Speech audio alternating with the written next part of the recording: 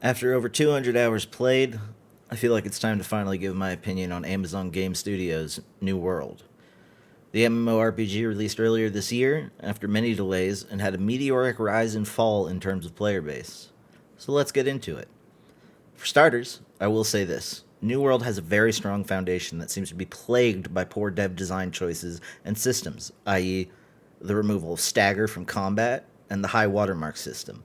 A lot of these choices feel like they were made to appeal to a complaining minority when it comes to combat and to make you have to grind more than necessary for higher level gear. I'll start off with the leveling experience. Level experience can best be described as 1 through 30, super fun and engaging. 30 through 60, an absolute slog with the same 3 quest types repeated as well as the same few enemy types just reskinned. While zones can sometimes feel unique, many just feel like copy and pasted instances.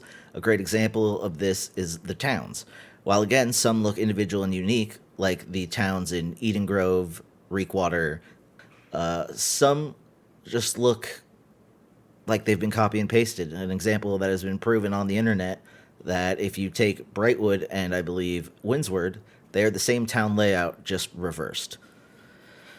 Another one of my bigger complaints is balancing. Healing in this game with heavy armor and a sword and shield and a life staff essentially makes you an unkillable god. I've had 3v1s, 5v1s against a sword and shield life staff user, and I've lost that fight with 4 other people fighting the same person with me. I think this is in large part due to the way healing is designed.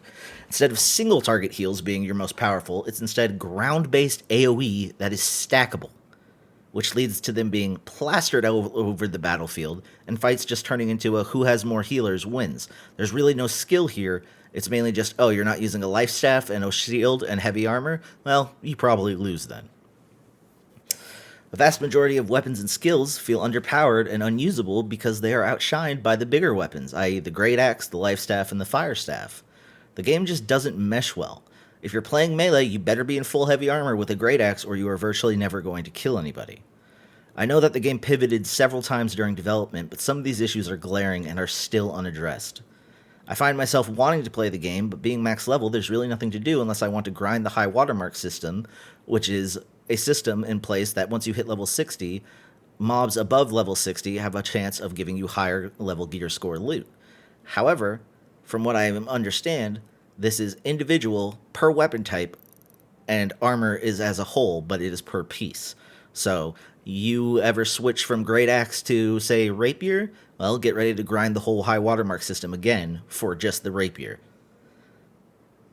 I find myself wanting to play the game, maybe compete in a war, because Outpost Rush generally makes me go from wanting to play the game to playing one game, having no healers on my team, or not enough healers on my team, and getting off after one match because of how unbalanced combat and team compositions are.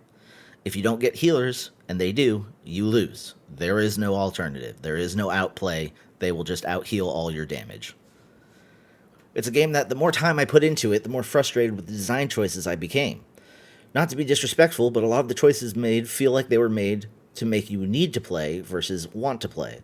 And they also feel like they were made by first-time developers. Well, that's fine. It's not fine when it's coming from a studio with the backing of one of the biggest corporations on the planet. Amazon has enough money to where they could have hired and poached anybody from any studio to have built a stronger dev team, and it feels like they actively chose not to. But, that being said, let's get on to some of the positives. Aesthetically, the game's gorgeous. The armor, the weapons, and some of the zones like Eden Grove and Reekwater are standouts. Historically accurate blended with high fantasy really works well. Combat can be slightly bland, but the animations for skills are satisfying. The war system, while needing adjustments, is genuinely well done, and territory wars spark rivalries across the 3 factions on your server. It also genuinely has one of the best crafting systems I've ever encountered. Crafted gear is strong, and the want to need and use it is high. Not to mention, this is a game where you can purely level through crafting. Just go out there and mine, log, and harvest to your heart's content, refine your mats, and start making things. However, there's a downside to this. The crafting always needs lower level mats. For example, you need to make star metal? Well, hopefully you have iron to make steel because you'll need 4 steel ingots and 6 star metal ore to make 1 star metal bar. It just feels unnecessary and another grind to go back to low-level areas to mine low-level mats to make a current-level item. Me and my friends had a blast playing this game for about the first 50 to 60 hours. However, all the people I started playing the game with have since stopped playing due to lack of content and incentive and grinding that should be a part of the game, not the game in its entirety. Now, I've played MMOs since the time of EverQuest 2, Vanilla WoW, Age of Conan, WildStar, Secret World, Warhammer Online Age of Reckoning, Elder Scrolls Online, Star Wars The Old Republic, and up to what in my opinion is my current, and in my opinion, like I said, the current top dog, Final Fantasy XIV. All I can say to wrap this up is that if there isn't major content added, new zones, weapons, enemy types, outpost rush modes, expeditions, etc., I don't see this game making it to 2023 because it's following the footsteps of many a failed MMO. The leveling experience is good, but there's either too little content at endgame or too much of a grind associated with getting anything good that it will be, in my opinion, a miracle if the game survives and thrives. At most, I expect it to be a niche title that retains a small player base, a point already being seen due to loss of concurrent players, and the devs already introducing server merges and transfers due to low population. All in all, it's a solid 5.5 out of 10. The pros: aesthetically pleasing, decent combat system, strong foundation on which to improve, good atmosphere, great crafting system. The cons: removal of stagger makes it so PvP is unenjoyable due to just being kited, lack of endgame content, way too much of a grind, watermark system needs to be rethought out, and again, content. Thanks all for tuning in. Leave me any feedback that you'd like. Hit that sub button and the notification bell, and be good people. I'll see you in the next one.